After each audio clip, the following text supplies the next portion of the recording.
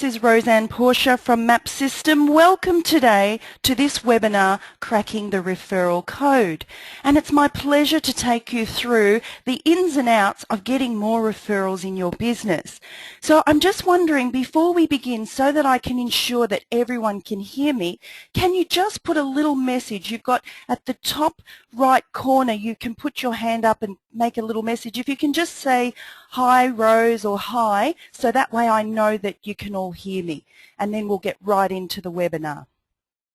Oh, fantastic. I've got a "Hi, Rose" already. Wonderful. Thank you. If I could just have a couple more, and that way I know that everyone can hear me loudly and that it's nice and clear. Oh, fabulous. Thank you. Excellent. I've got quite a few "Hi, Roses, so thank you very much for that. Let's get into it. I know you can all hear me. Feel free to put any questions in the question box as we go along. I'll definitely be addressing questions at the end, and I'm happy to make this an interactive webinar if that's what you would like. So let's get into the system whereby we can create more referrals in our business, because it's fair to say that our business grows from our client referrals and also from our cross-sell opportunities, which we can encounter with the likes of our strategic alliances.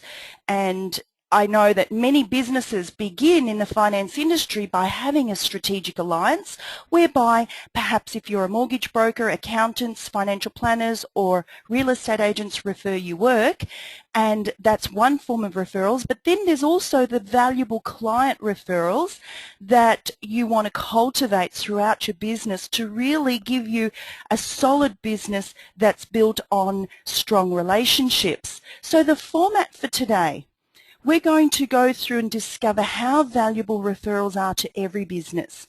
You'll learn some steps that you can implement in your business to boost your referrals now, and I'll actually take you through a couple of success stories of people who have listened to this presentation and got some immediate referrals, just to give you a highlight and an understanding of how powerful these steps are when you put them into practice. You'll also discover the difference between a passive and a proactive referral, and why having both within your business is really essential. And then we'll get in and delve into some questions. So I'd like to introduce myself a little bit more and let you know that I'm a published author, and I'm going to be offering a copy to every one of the attendees here today if you would like one as my gift to you. I'll talk to you a little bit more about that towards the end of the presentation and let you know exactly how you can claim your free copy.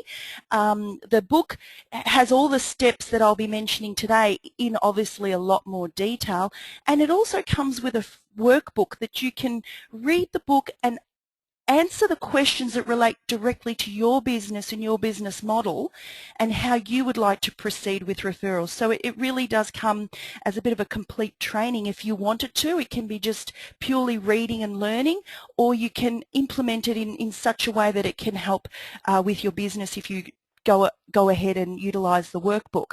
So I'm a published author. I've been in the finance industry for over 13 years. I've also owned and operated 2 very successful businesses employing 12 staff at any given time. And then I've been more recently, since 2008, in the area of true business development, business consulting and marketing. Marketing is my passion. I do a lot of work with financial planners and mortgage brokers to help them have marketing within their business and client acquisition. And it's my passion basically to see businesses grow, to be able to work with someone and see them at a particular level and then break through that ceiling and get to that next dimension. So I'm hoping that everyone here today will enjoy the presentation and take on board the steps that I give you and implement them. So let's get into it. Here's what Connie said. She attended one of my presentations at a PD day, and she incorporated what I suggested, and from reading my book and listening to my presentation, she picked up 4 clients in 2 days just by implementing a couple of the steps and reading a few of the chapters. So please implement what I share with you today, because it really does work. So why are referrals so valuable to all of our businesses. Now, regardless of whether we're in the finance industry or any other industry, referrals will grow and boost any business. And the reasons behind that are that you and the prospect, you feel like there's a connection because of that referring client. You don't feel like it's just a cold situation. You have a connection with your client, and then there's the referring person or the prospect, shall we say, and they just all feel like that there's a level of trust or a sense of feeling comfortable that you're going to look after them just the way you have with their friend or their family who referred them to you. The other thing that's really excellent with the power of referrals is your closure ratios. I think it's fair to say I present all around Australia at PD days, conferences and training days, and every time I speak to mortgage brokers and financial planners, I always ask the question, are your closure ratios much higher with referred clients? And I get a unanimous yes. Everyone puts their hand up, and they're the type of clients that we want to deal more with, because you pretty much, if you get a phone call from someone saying, hey, Fred referred me to you, you pretty much know it's a done deal, as long as you can place it with the lender and the insurance company, etc., because you just feel that connection and that sense of we're going to be able to work together, because there's that higher feeling of trust. The leads are generally free. You don't typically have a commercial arrangement with client referrals. Quite often with strategic alliances, there are quite often dollars exchanged for referrals. Not always. Sometimes they're reciprocal, meaning I, the broker, give you the financial planner leads and you give them back to me. But in the world of client referrals, they're typically free, so that means you get the maximum commission. So they're really very viable and valuable to your business from an income generation perspective. So very important to consider that when you're contemplating increasing the number of referrals you get in your business. And the other thing, which I really like, is that it's great feedback to you about how you are valued by that person. That person has seen enough value in what you've given to them and how well you've looked after them and helped them, that they respect you enough to say to their family, friends and colleagues, hey, go and see my broker Sam or my advisor, because they're the best, or they did a fantastic job for me, or they really looked after me. So that's really fantastic feedback for you. Let's talk now about some interesting statistics. I've given you some really valuable reasons as to why referrals are important, and I'm sure that you knew those already, and it's great to bring them to the forefront of your thinking and to a focal point so that you do focus more on referrals. But let's talk about some interesting statistics in a study that was conducted in Germany. Almost 10,000 people were studied over a 33-month period from a German bank in this study called Word of Mouth. And they discovered, not surprisingly at all, that the referred clients were more profitable to the business. They generally took up more products and services. They remained loyal clients for longer, and they then became advocates of the business because that's how they were introduced to the bank in the first place. So we can take that information and apply it to our business. Here now is the breakdown of those statistics in numeric form. So 16% higher satisfaction from a referred client, so they were happier. Okay, 82% retention rate, so that's really high level of retention when you've got 82% from the referred clients as opposed to the clients that just walked in the door. They were 25% more valuable to the business than a non-referred, and they had a 25% higher contribution margin. Now what that means is higher contribution in terms of total profit, meaning they were more cost effective in terms of time spent with the banking staff. They moved through the process a lot quicker, easier, seamlessly, and because of the more products and services they took on, they became the overall profit margin was 25% higher, and they were 22% less likely to leave the firm. So that's really some powerful statistics that you can translate to your business, that your clients that are referred, they're less likely to leave you. If you have, for example, if you're a mortgage broker and you offer asset finance or personal loans or referrals to a financial planner or an accountant, they're going to be more likely to listen to what you say and take on those extra services. And if you get a commercial benefit for doing those, that's going to increase your profit. So then your overall contribution margin will go up as well. Typically, the referred clients are really nice to deal with as well, because if they've come from one of your lovely clients, then typically they like attracts like, and they're not always, let's be real, there's always the troublesome clients, but typically they are nicer to deal with as well. So my question then that I have to the finance industry is, why then don't more businesses ask for referrals? Now, a lot of business owners will say to me, we don't have really a set structure, Rose. We pretty much do things ad hoc. Sometimes we remember, sometimes we don't. So what I've designed, I put together a process, and that's why I wrote the book, and I'm going to outline the process here today. But I just wanted to give you the statistics to really demonstrate how powerful referrals are and why we need to start to focus even more, because as you'll see on the screen, 23% don't remember to do so. And the reason for that is because they're busy doing the job at hand, doing, if you're a financial planner, the financial planning work, doing the mortgages, getting settlement on time, the docs signed and everything. There's so much work to be done that it's almost a case of, let's just get this settled, and the broker or the advisor tends to forget. 21% say they don't have the time, that they're just so bogged down in getting everything done that they claim they don't have the time. 18% said they don't want to look desperate. Another 18% said they actually never thought about it, that they pretty much just assumed that the client would refer to them rather than the actual business owner asking for referrals. So they never thought of it.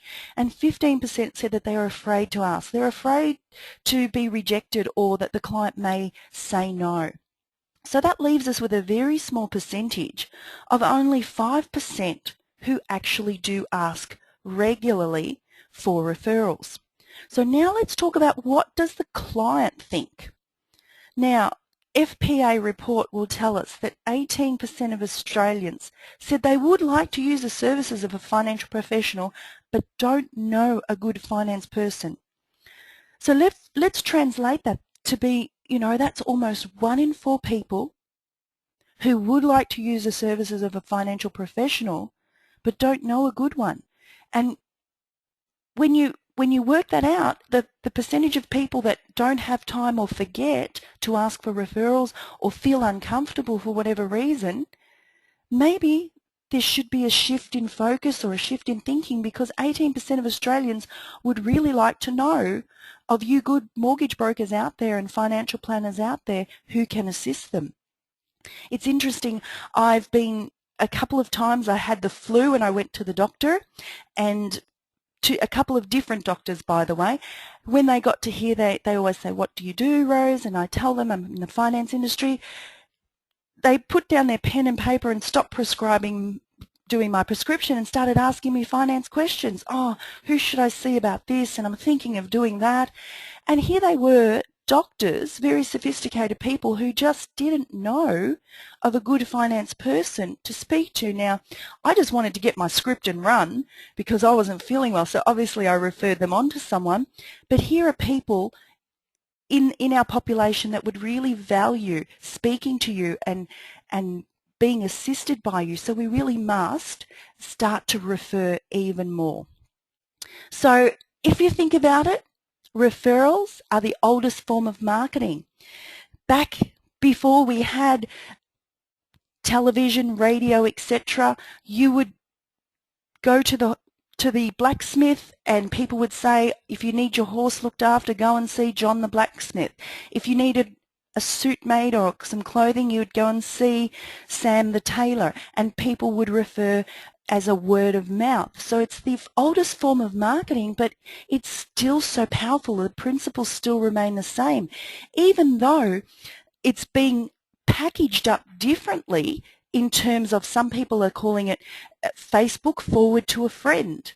Like my page and let other people know. That is still a form of referral marketing or word of mouth marketing. So the principles haven't changed, but certainly the way we are packaging them up now is becoming in a different format, in a more modern format. But some things still don't change, and particularly in the finance industry, you want to be referred by somebody that you know and trust to that financial professional.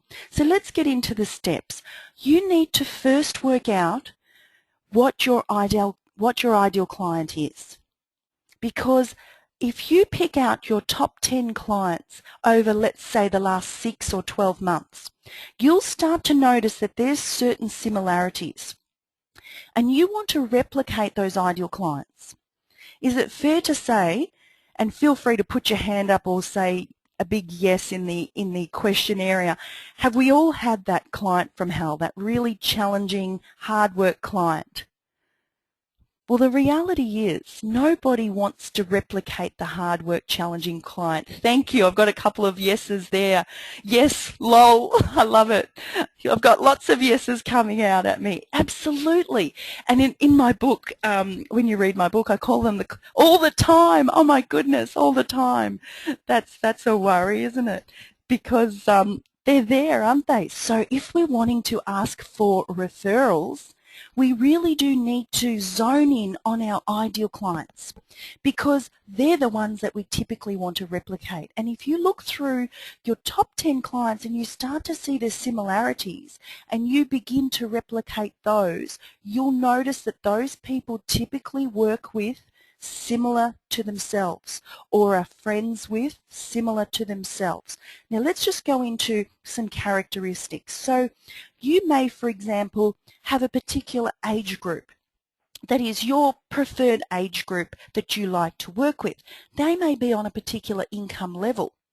And you might say, look, my ideal client, I've noticed in these top 10 clients, and what you also want to look for is people that were easy to deal with, that were pleasant, that you enjoyed doing the work for, that also fit the type of either lending or financial planning that is your preference. For example, I was in Brisbane the other day doing some training, and I chatted to a broker, and he typically works with investors. That's his ideal client.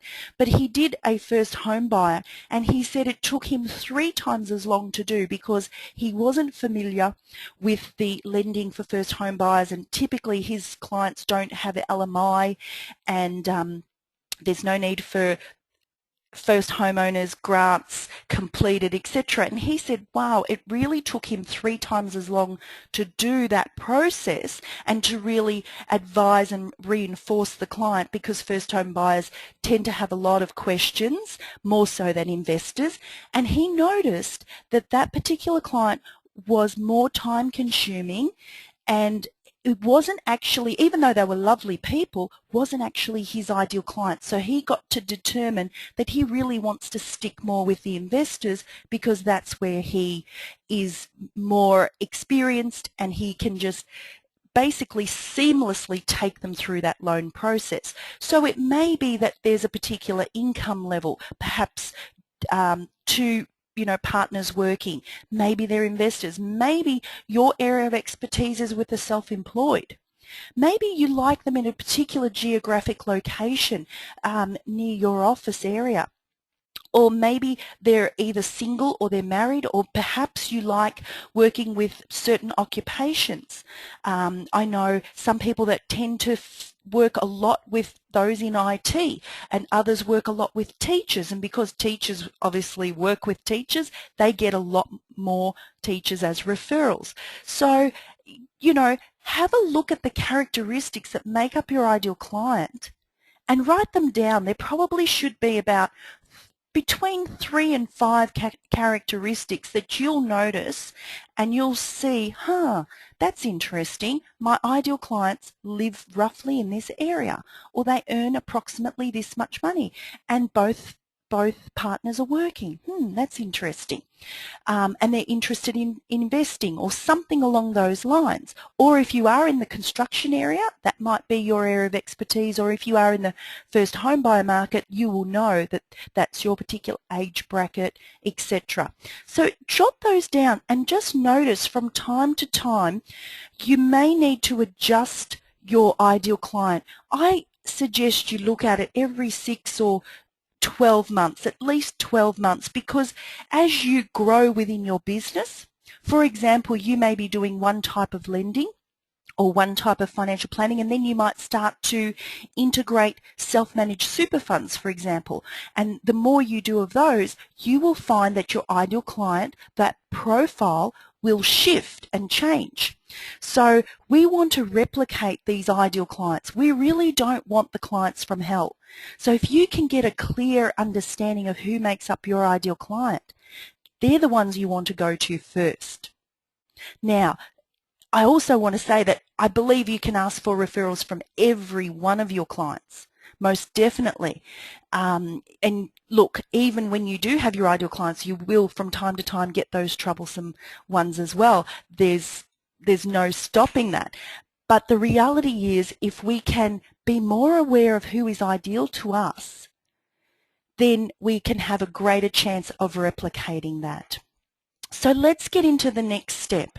Once you've identified your ideal client, for those people, and there was quite a high percentage of people that said that they either felt afraid, remember back in the statistics, either felt afraid to ask for referrals or didn't want to look desperate, etc. So what I put together is I decided, why don't we call them introductions? Because if I came to you and said, "Hi Anita, would you introduce me to one of your colleagues?" It sounds a lot softer than, "Would you refer me to one of your colleagues?" Now, there are people out there that have been using the word referral for many years successfully, and they're happy to continue using that. So by all means, if that's a word you like and you're using it and it's getting you good results, then certainly don't change a thing. But if you're one of those people out there that would love to ask for more referrals and just feel that little bit uncomfortable, then perhaps changing that word and shifting it to introduction may make all the difference. The lady Connie, who was our success story earlier on, that's what she did. She met up with a couple of clients and said, "Is there anyone that you could introduce me to who could benefit from the work I do?" They stopped and thought for a minute, and bang, there were the 4 referrals in 2 days, which is excellent, just by asking that one question. And for her, shifting that one word from referral to be introduction made all the difference. Because for some people, they feel like when you ask for a referral, there's money involved or there's a transaction involved. And when you actually ask for an introduction, it's much softer. So please keep that in mind as another step in this process and ask for introductions. The next thing I want to mention is, how about if you start planting the seed early? Letting your clients know that you're going to do your best for them and how committed you are to them is really important. And what you could say, if you're in a mortgage interview or a financial planning interview, you can, obviously you've set out the structure of everything, the clients are happy, and you can say to them, "Well, look, this is my commitment to you. I'm going to submit X, Y, and Z, and I'm going to get back to you at these particular milestones and let you know how everything's going in the process, and I'm committed to doing my best for you to get this loan or this insurance sorted out as quickly and as effortlessly as possible. And I'm just wondering, if you're happy with everything I do, if maybe at the end of the process you might introduce me to others who can also benefit from what I do." It can be that soft and simple.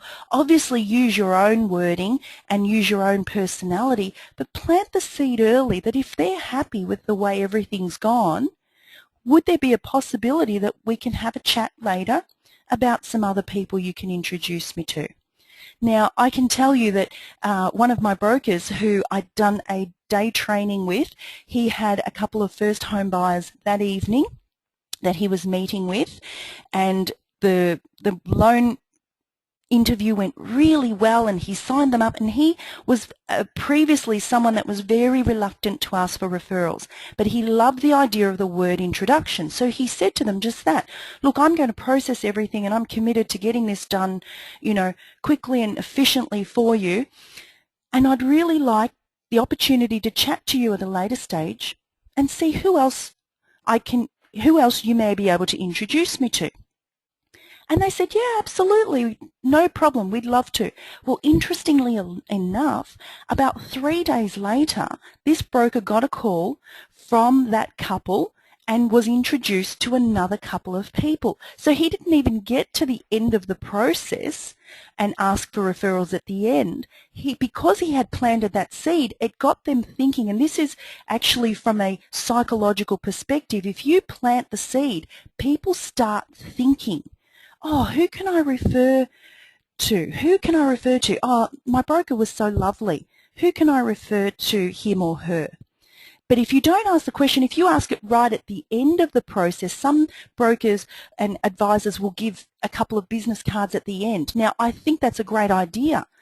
Definitely. At least you're doing something proactive to get some new clients. What if you just put that question in early in the stage whilst they're still in the process of doing business with you, because then right at the end their loan is done or their insurances are settled, and no disrespect to you as their financial professional, but they kind of go back into their own world and forget a little bit. So planting the seed early is really important in order to get the client thinking about what your process is in terms of growing your business and looking after them. So it gives them that opportunity to think about who else they know.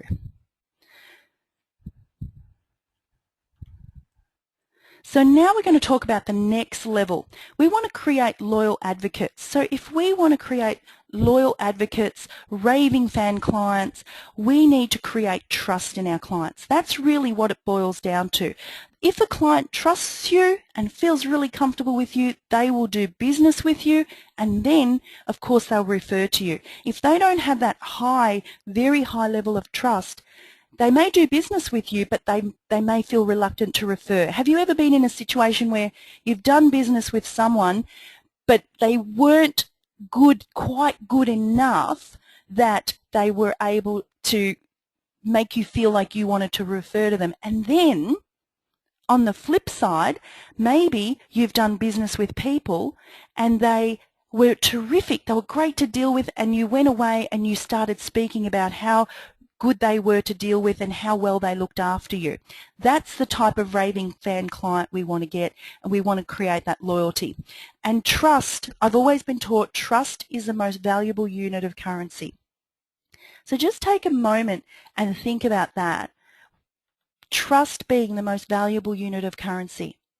When I first heard that, I thought, oh no, the dollar is the most valuable unit of currency because that's what we exchange. But something has to happen before people part with their money or sign on the dotted line.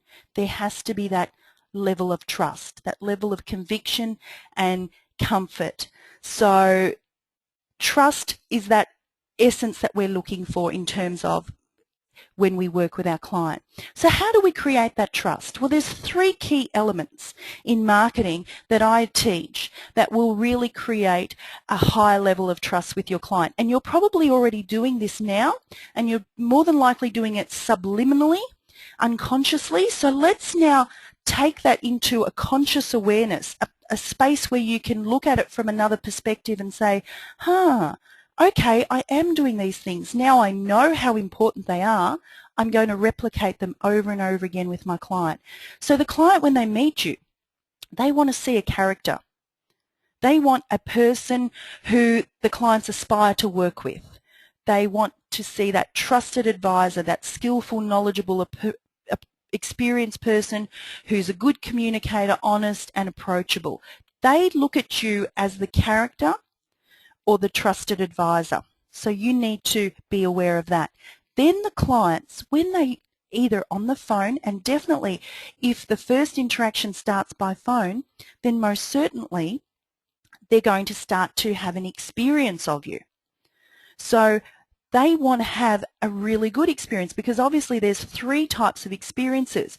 You can have a positive experience, a negative or a neutral experience, and that's going to give off an emotion for the client. And I'm not sure if you know about this, but the clients will buy on emotion. They'll buy on the fact that it feels right to deal with you, as opposed to another financial professional or going directly to the banks. So if you are that character, that trusted advisor, if you then give them a really good quality experience, which leads them to a positive emotion, that's when they're going to feel that high level of trust. So when you're interacting with your clients and when you're in meetings with your clients, you really need to really get your clients to get some form of a positive emotion, because it's fair to say that what we do in the finance industry is very much from a logical perspective. So people sit down and they listen to all the numbers, they listen to the structure, the fees, the rates, etc. And that's all very much from a logical perspective. So you need to be there for your clients so that you can elicit a positive emotion in terms of making them feel certain about your ability, making them feel comfortable that they can approach you and talk to you, and making them feel like you have their best interest at heart. That will lead them to the emotion that they're looking for, and then they will want to do business with you, and then of course take it up to the next level of being your raving fan client who wants to refer to you. So if you give them such a great experience, they will rave about you. Now, I have a lot of financial professionals when I do trainings, etc., and they'll say to me, oh, I do all these great things for my clients. I do this and I organize that. And sometimes what they will say to me is that I did the same thing for 5 clients. 3 of them loved it and 2 thought, yeah, whatever, because they'd gone above and beyond the call of duty and done all these extra calculations, or, you know, organized different reports and things like that for them, RP data reports and things like that. Now, some of them loved it and some of them didn't. And they kind of scratched their head thinking, well, why can't I get everybody to have that same level of experience and rave about it? So my suggestion here is that what about if we just ask the client, how will we make this loan process, or how will we make this financial planning process an outstanding outcome for you, or a great outcome for you, or give you the outcome you want? What do you need from me? And let them answer. It may be as simple as letting them know. It may be as simple as the client letting you know, oh, I need to have you contact me by email and not by phone, because the office that I work in is so open that I don't want people hearing my conversation. And for them, that's a fantastic outcome. So guess what? You know that ahead of time. If you ask the question, what will make this a great experience for you? What will make this a terrific outcome for you? Because everyone's individual, wouldn't you agree? Then you don't have the guesswork of trying to do all these great things and utilizing a lot of your valuable time when maybe it may not necessarily be required. There might be a situation where the client says, look, you know what would be a great outcome? If we could have this loan settled by the first week of August, because then I go away on holidays for 2 weeks. If you didn't ask that question and they didn't think to tell you about their holiday, you may not have had the opportunity to say, yes, that's a realistic settlement time frame, or no, it's not quite a realistic settlement time frame, but hang on, where will you be? Perhaps I can post documents or organise something else. At least you know ahead of time what you are dealing with, and you know that if you can help manage that situation, that client is going to feel like, wow, what a fantastic experience.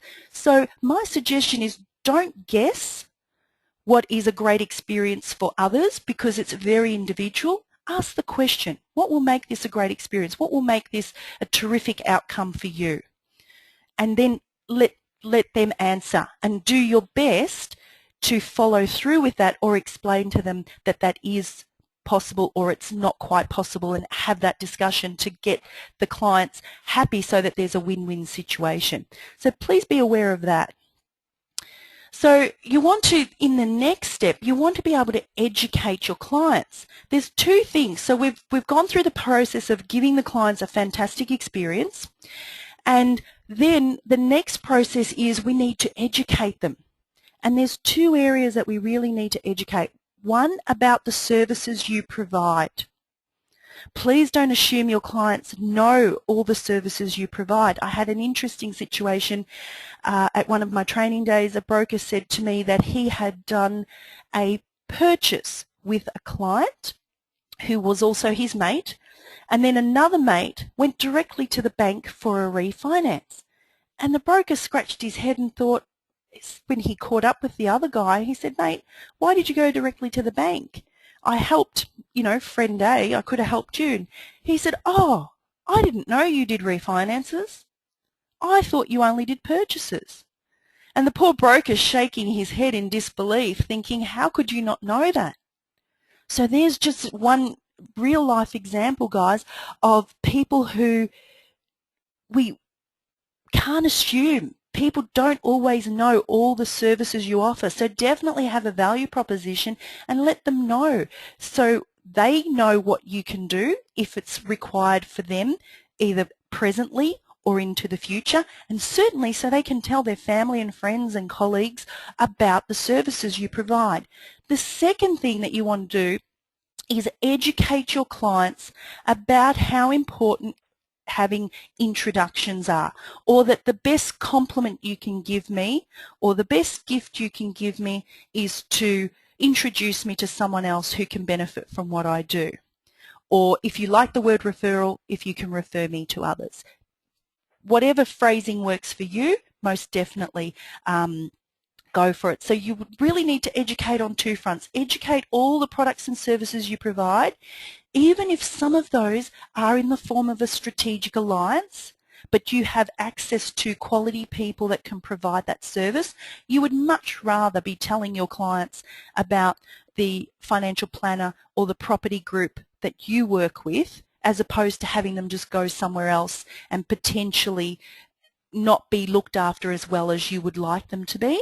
So let them know all the products and services you provide, but also educate them. And education can happen in the form of the taglines on your emails, in letters. You can say things like, we're never too busy to assist someone that is important to you. That can be at the bottom of your letters or the bottom of your emails. You can even have the conversation, if there's others that you know that can benefit from what I do, please introduce them to me. I'm never too busy to help someone that's a friend of yours. Something like that, because sometimes we answer the phone and people say, oh, John, are you busy? Yeah, I'm flat out. We don't want to make the client feel like they can't refer to us. So somewhere along the line, you need to let them know at some point, I might be busy, but I'm never too busy to help someone that's important to you, which, guess what? It also makes the client feel good. It makes them feel really lovely that they're special to you and that they're really important to you in terms of having them as a client and anyone that they refer to. So now we get to the point where we're going to ask for introductions. We're going to assume by this stage that you've identified your ideal client, you have made the choice whether you call them introductions or referrals, up to you entirely. You've planted the seed early, you've given them great value, exceeded their expectations. How will you now ask for introductions? So there's it's an interesting thing here because there's two types of introductions you can get. You can get the passive referrals, which mean you don't always know when a referral is coming your way, but you've certainly done all the right things by giving business cards and planting the seed early and telling people that you would like to have introductions, and that's how your business grows, and that's the way you can thank me, or that's my greatest compliment. You've done all of those things, and then you get that phone call or that email and you think, oh great, happy days, I've just got another referral. So they're what we call passive. You don't necessarily know when they're coming, and they're very valuable to every business. The other type of referral is a proactive referral, where you sit down with your clients and you actually ask for referrals. Now, because we're in the information age, the easiest way to access some proactive referrals is to offer people more knowledge and more information. That will elevate you even more as that trusted advisor. And bear in mind that if almost one in four Australians wants to know about how they can improve their financial position, and yet they don't know of a good financial professional, perhaps if you consider asking some proactively for some introductions or referrals, then you will actually get more, grow your business. Now, there's a very important way that you approach this. You want to do it from the perspective of giving a gift or giving something for free. This brings in the law of reciprocity. Now, the law of reciprocity means that if I give something to you as a gift for free, that you will then, it's kind of just subliminally unconscious, something kicks in and says, oh, well, if I've given you something for free, then at the very least you will spend some time with me, or you'll give me some of your time. So when I did all of the research in preparation for the book, and also in preparation for a client acquisition program that I've put together for the industry, we discovered that if we gave people free reports or ebooks, hints and tips, structuring information, if we gave away financial strategy sessions, wealth coaching sessions, invitations to an exclusive seminar, that increased the number of referrals people were getting.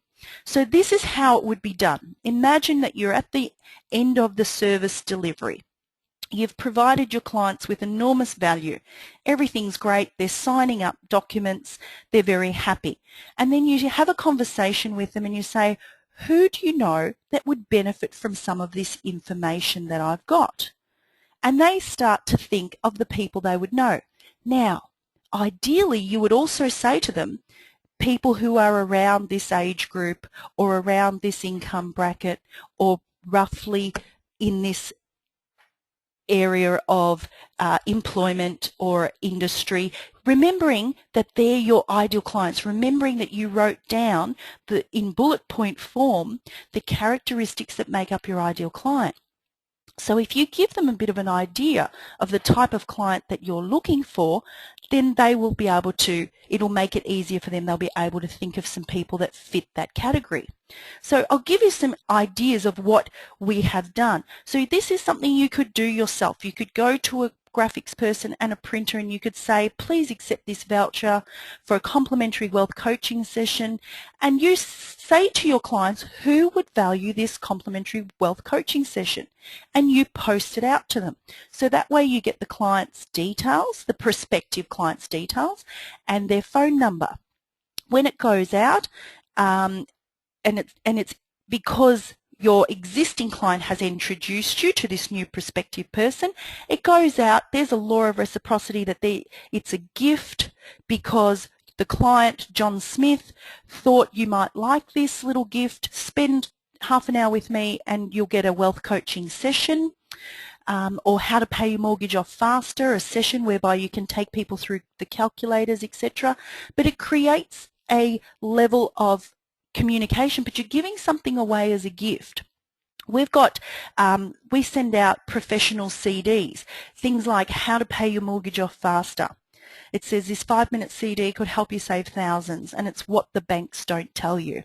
So it's a little bit cheeky there, but it works really well. We've also got how can I invest in property? So they get put into this beautiful little case. They get posted out to the client, to the prospective clients, and the client thinks, oh, wow, this is really cool. This is great information. Maybe I should speak to some. There are all different types of CDs about insurances, wealth planning, the 5 biggest mistakes first home buyers make. So if first home buyers is the market, they pass it along to their friends and colleagues, and it creates more referrals.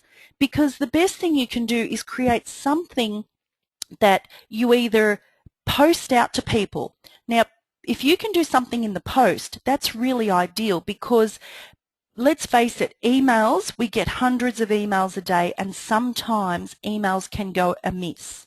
And often times we want to go back to an email. Have you guys out there ever looked at an email and thought, oh yeah, I must go back to that, I must read that, or you maybe put it in a special spot? I know I've got a folder for special emails that I must go back to, and even though you've got every good intention, you don't always get there.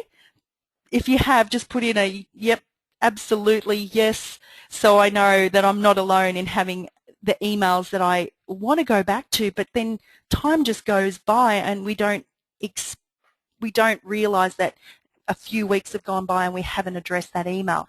Whereas if you can post things out to a prospective client, that is going to be more noticeable, because unfortunately the only things we get in the post these days is junk mail and bills.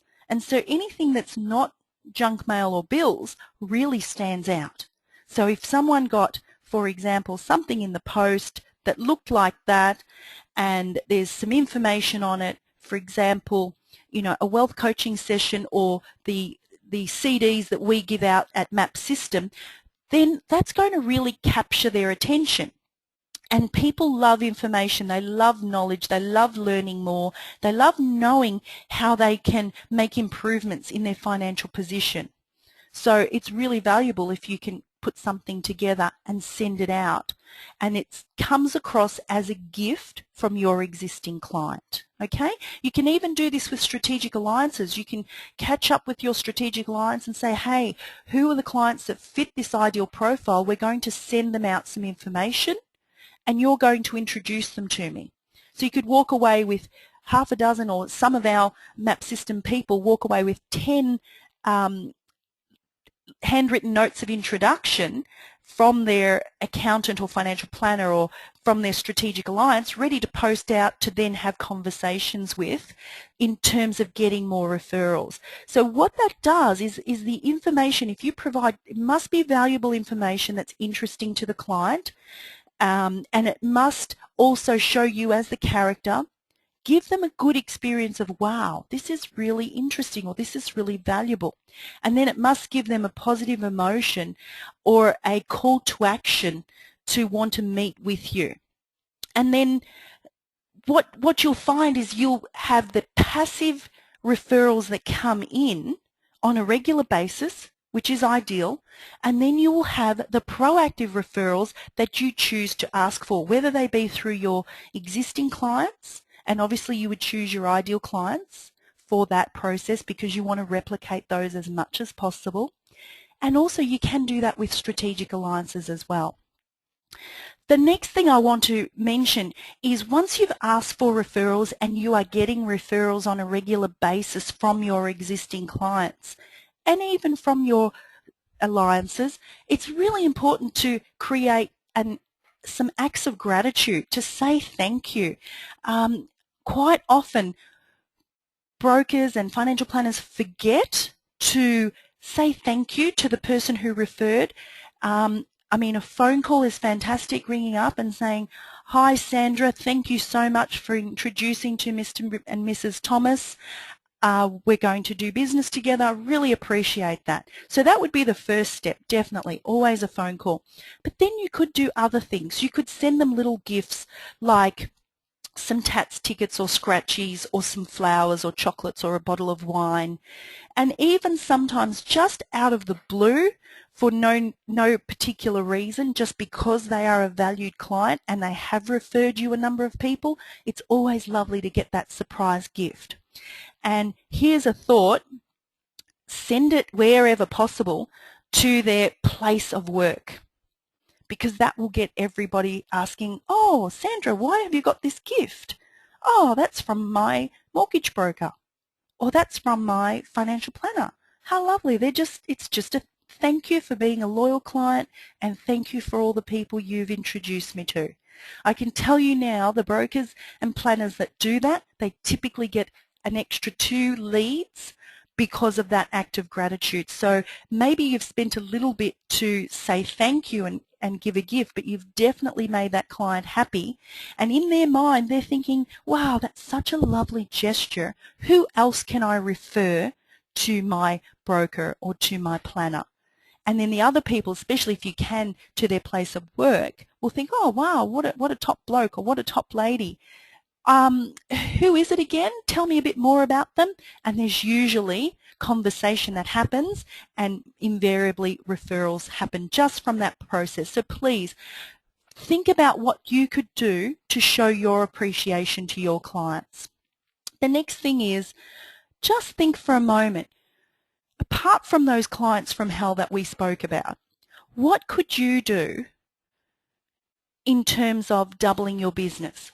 What if you asked every person you did business with for an introduction and you got one? If you ask the question for a couple of introductions, who do you know that can benefit from what I do?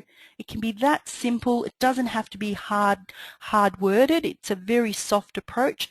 Your business would double. I know of a business in Brisbane who were 2 young financial planners, and they started 18 months ago, and they were so passionate about asking everybody for a referral, but they did have their criteria of who makes up their ideal clients, so they tended to minimize those hard work clients, and they had 400 clients in 18 months, and that's just purely from word of mouth and referrals, and by focusing and not letting the job at hand and the tasks and all the many things that you must do. As a financial professional, I understand completely there's so much that you must do in order to get to that point of completion, whether it's financial planning or mortgages.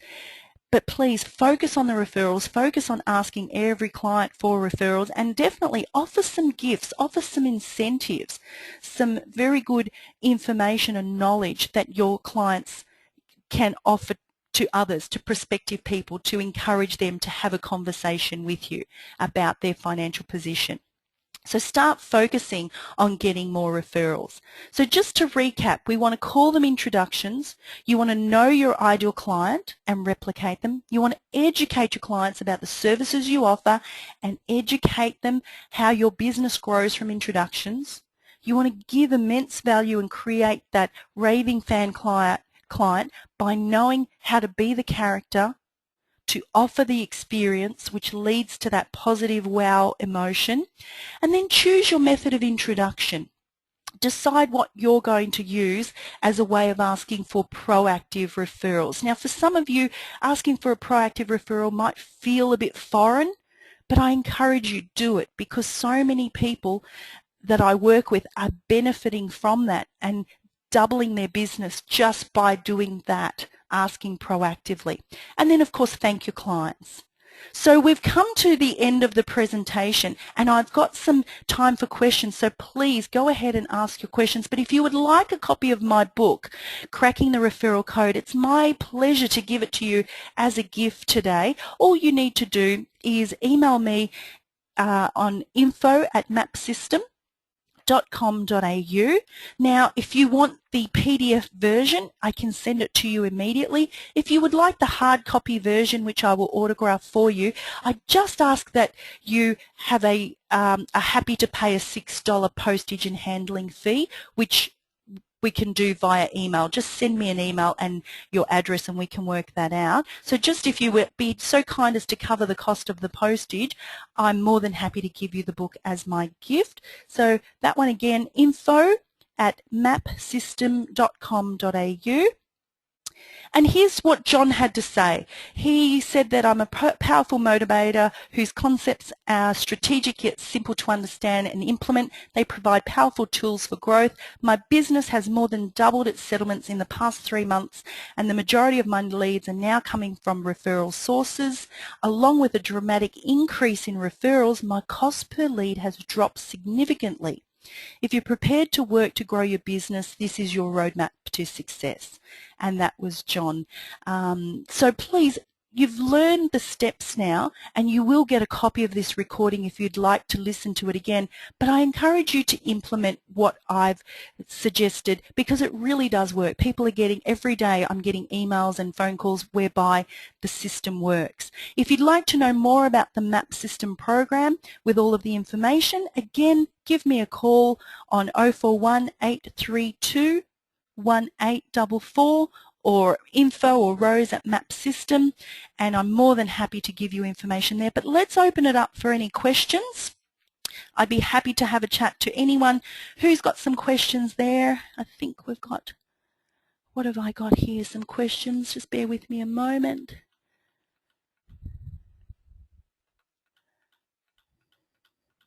I've got a question here. Oh, thank you for the idea of introductions. That's fantastic. I'm more than happy to give you that. Oh, would like to talk to you about the CDs. Yes, of course, talk to me about the CDs. The phone number there is 041 832 1844. By the way, guys, this is a 1 CPD point for MFAA and FBA, so please mark down this webinar, cracking the referral code, in your calendars and attribute 1 CPD point.